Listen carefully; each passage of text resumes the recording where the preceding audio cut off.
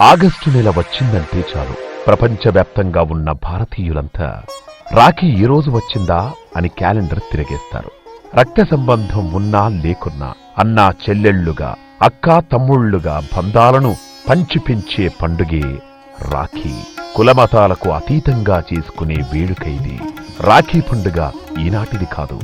దీని మూలం మహాభారతంలోనే ఉంది. శ్రీకృష్ణునికి శృతదేవి అనే మేనత్త ఉండేది. ఆమెకు శిశుపాలుడు అనే వికృతమైన పిల్లవాడు పుట్టాడు. ఎవరి చేయి తగిలితే అతను సాధారణంగా మారిపోతాడో అతని చేతిలోనే శిశుపాలుడు మరణిస్తాడని పెద్దలు చెబుతారు. ఒకరోజు శృతదేవి ఇంటికి శ్రీకృష్ణుడు వచ్చాడు. అతని చేతిలో శిశుపాలుని ఉంచగానే చక్కటి పిల్లవాడుగా మారిపోయాడు శిశుపాలుడు. పిల్లవాడు మామూలు రూపానికి వచ్చాడని మొదట సంతోషించినా అతని చావు శ్రీకృష్ణుని చేతిలో ఉందని తేలిపోవడంతో శృతదేవి భయపడిపోయింది. తన పిల్లవాడిని చంపే పరిస్థితి వచ్చినా పెద్ద మనసుతో క్షమించమని శ్రీకృష్ణుణ్ణి వేడుకుంది.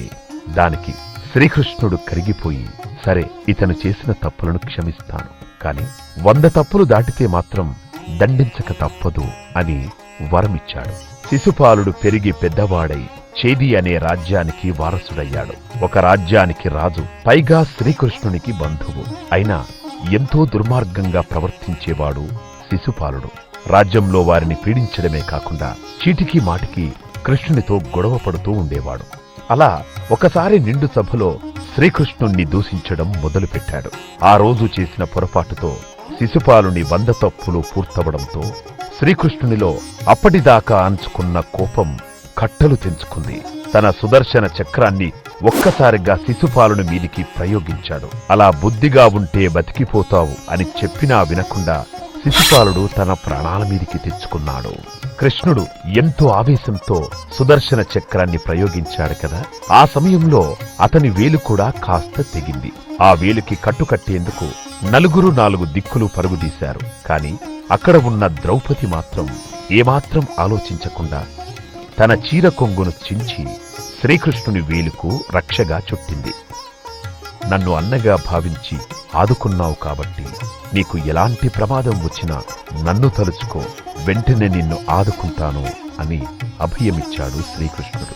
ఈ సంఘటనే రక్షాబంధనానికి నాందీగా నిలిచింది. తర్వాత కాలంలో ద్రౌపది చీరను లాగి కౌరవులు నిండు సభలో అవమానించాలని అనుకుంటే దానిని అడ్డుకున్నాడు శ్రీకృష్ణుడు. అప్పటినుంచి శ్రావణ మాసంలో వచ్చే పౌర్ణమి రోజున అక్కా చెల్లెళ్లంతా తమ అన్నదమ్ములకు రాఖీ కడతారు. అందుకు బదులుగా జీవితాంతం వాళ్లని కంటికి రెప్పలా కాచుకుంటానని వాగ్దానం చేస్తారు సోదరులు.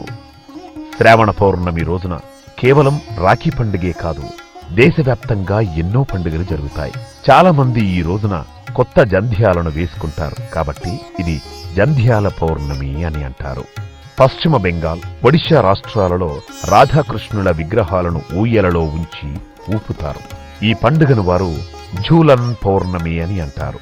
ఉత్తర భారతదేశంలో కొన్ని రాష్ట్రాలలో కజరీ పౌర్ణమి పేరుతో ఈరోజు గోధుమ నాట్లను వేస్తారు. ఇక మహారాష్ట్ర, కేరళల్లో నారాళి పౌర్ణమి పేరుతో సముద్ర దేవునికి పూజలు చేస్తారు.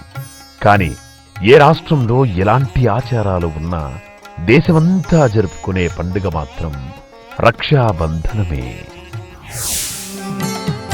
జన్మజ దుఃఖ వినాశకలింగం తత్ప్రణమామి సదాశివలింగం. జన్మజ దుఃఖ వినాశుడొక్కడే